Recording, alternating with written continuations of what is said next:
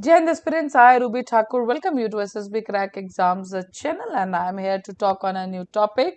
तो जी space x ने launch किया पोलारिस डॉन मिशन जिसके अंदर पहली बार स्पेस वॉक देखी जा रही है।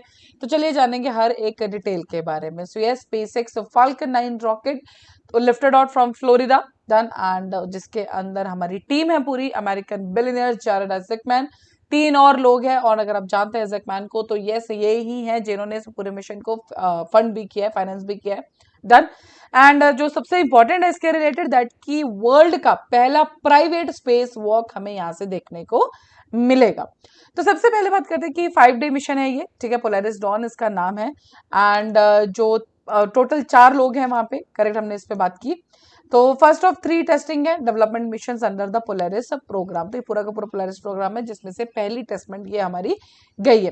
सो ज्वाइंटली एग्जीक्यूट किया गया है बाय आइजकमैन जिनका मैंने बात की एंड साथ में ही एलॉन मस्क का जो स्पेस एक्स है तो यस इट इज आप कह सकते हैं साथ में काम किया गया है। डन। सो नई टेक्नोलॉजीज को डेवलप करना एंड पर्टिकुलरली फ्यूचर पर्सपेक्टिव पे किस तरह से लोगों को हमें भेजना है, पर्टिकुलरली अगर मार्स के ऊपर बात करें किसी दिन पे। सो ये इन सब चीजों के लिए एक ट्रायल एंड टेस्टिंग मेथड सब जा रहे हैं। यस दिस इज द सबसे पहले बात करते हैं स्पेस वॉक में। तो पहली बार जो स्पेस वॉक कंडक्ट की गई थी that was in the year 1965 March 18 by the Soviet and नाम थे कॉस्मोनॉट एलेक्सी लेनोव। डन, ये नाम आपने सुना होगा कि स्पेस वॉक पहली बार किसने की थी।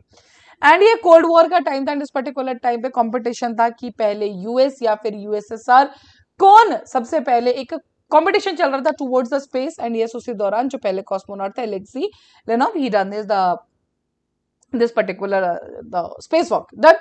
So उनकी जो वॉक थी that was around 10 minutes at that particular time. And जो स्पेस वॉक्स है नो डाउट काफी अलग अलग रीजन से की जाती हैं। सबसे पहला रीजन है for sure the science experiments done. हम नए नए इक्विपमेंट्स को टेस्ट, हम जानेंगे कि जो अभी स्पेस वॉक की जा रही है जो इस पर्टिकुलर मिशन के अंदर, उसके अंदर क्या टेस्ट किया जाएगा। डन। इक्विपमेंट्स को टेस्ट करना है, सैटेलाइट्स को अगर रिपेयर करना पड़ जाए ड्यूरिंग स्पेसक्राफ्ट के ड्यूरिंग वॉक, तो उन सब चीजों के ऊपर ये चीज के लिए स्पेस वॉक कंडक्ट की जाती है। अब सबसे पहले तो हम ये जानेंगे कि मिशन एक तो हमने बात कर लिया कि आइजकमैन है, लेकिन उसके सिवाय कौन है जो इस पर्टिकुलर मिशन का भाग है। तो सबसे पहले आइजकमैन जिसे आप जानते हैं कि फाउंडर हैं ये इलेक्ट्रॉनिक पेमेंट कंपनी शिफ्ट4 के। So he only bankroll this mission along with the SpaceX, ठीक है, मैंने आपको बताया कि ये फाइनेंस किया है इन्होंने इस मिशन को एंड कमांडर ऑफ क्रू भी यही है। उसके बाद ये इनकी सेकेंड ट्रिप है, इससे पहले वो 2021 में भी लो अर्थ ऑर्बिट 3 दिन के लिए जा चुके हैं। डन। एंड उसके बाद वापस आया था फ्लोरिडा के अंदर। सो तो पोलारिस डॉन मिशन जो है ये इनका एक सेकेंड विजिट है। साथ ही में स्कॉट पोटीट डन जो कि एक retired US air force lieutenant colonel है। 2 SpaceX employees Anna Menon and the Sarah Gillis. तो ये 4 लोग आइजकमैन आपने देख लिया, Scott Poteet, Anna Menon and Sarah Gillis. So these 4 are the part of this particular mission. जो अना मेनन है तो she is leading space operations engineer और जो सरा गिल्स है engineer who oversees the astronaut training. So yes, these are all the part of these 4 persons are all the part of this particular mission. जो crew है जो travel कर रहा है space x dragon capsule से, तो इनका जो सबसे पहला एम है वो है रीच करना 1400 किलोमीटर की height from the earth surface, जो कि 1372 किलोमीटर मींस, देखिए सबसे पहली बात है ये दूर है। इससे पहले जो इस पर्टिकुलर हाइट पे जो स्पेस जो नॉर्मली मिशन गया है दैट इज 1372 किलोमीटर। तो नासा का जेमिनी X1 मिशन है जो 1966 में पहुंचा था। अब इस पर्टिकुलर मिशन का जो ऑब्जेक्टिव है that is to reach 1400 kilometre. तो ये सबसे पहला मिशन है कि जो हमें पहुंचना, हमें इस पर्टिकुलर हाइट पे पहुंचना है। डन।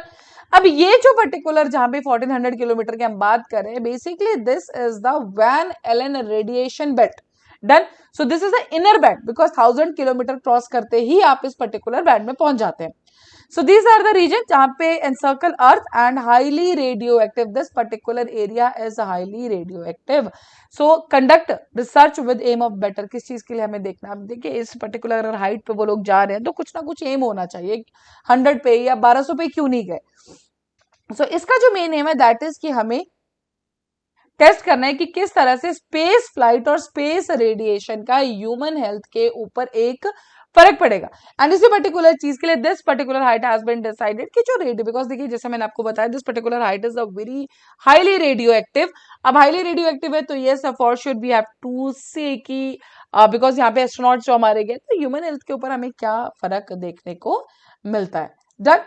कैप्सूल जो है उसके बाद लोअर ऑर्बिट पे आएगा, उस पर्टिकुलर 1400 किलोमीटर हाइट, वहां पे कुछ एक्सपेरिमेंट्स कंडक्ट किए जाएंगे। देन 5 दिन का ये मिशन है, थर्ड डे पे वो लोअर ऑर्बिट पे आ जाएगा एंड वहीं पे हमारा होगा स्पेस वॉक। स्पेस में वॉक के लिए हर एक मेंबर के स्पेस एक्स ने एक अलग से स्पेस सूट्स बनाया है, बेसिकली उनको भी टेस्ट करना है। डन। तो जब स्पेस वॉक के लिए आएंगे तो सारा का सारा जो एयर है डन कैप्सूल के अंदर से बाहर हो जाएगा, एक वैक्यूम क्रिएट हो जाएगा। सिर्फ 2 क्रू मेंबर जो कि एजेक मैन और गिलिस हैं, they will be living the capsule for the space walk and Poteet and जो मेनन है, जो बाकी 2 लोग हैं, they will be in the capsule only for safety plus readings को ऑब्जर्व करने के लिए। तो जैसे कि मैंने आपको बताया स्पेस वॉक का सबसे पहला एम है स्पेस सूट्स को टेस्ट करना, डन, जो यहाँ पे लिखा गया है।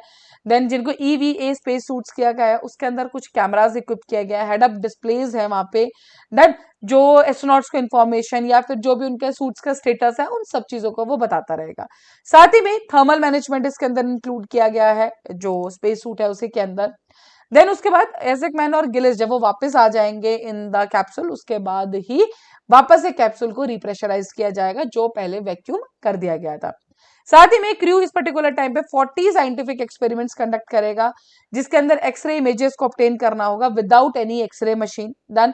तो natural charge of radiation in the space, इन सब चीजों को वो नोटिस करेंगे। क्रू जो है वहां पे टेस्ट करेगा, साथ ही में लेजर बेस्ड कम्युनिकेशन जो कि स्पेसएक्स के स्टारलिंक सैटेलाइट नेटवर्क ने प्रोवाइड की है। Done. So communication among satellites without relying on the ground infrastructure to the send signals. तो ये सब चीजें जो है इस पूरे मिशन के दौरान कंडक्ट की जाएंगी। सो लेट्स सी, पहला एक प्राइवेट स्पेस वॉक है तो ये सर हर किसी की नजरें हैं इस पर्टिकुलर स्पेसएक्स के मिशन की तरफ। So let's see what will the results जब वापस होगा when it will be ending. So yes will be getting the good results. So that's all for this particular update. अभी आपके स्क्रीन पे है कुछ कोर्सेज फॉर SSB इंटरव्यू, हर महीने हमारे बैचेस बैठते हैं। साथ ही we are having the courses for NDA CDS FCAT, then you can enrol.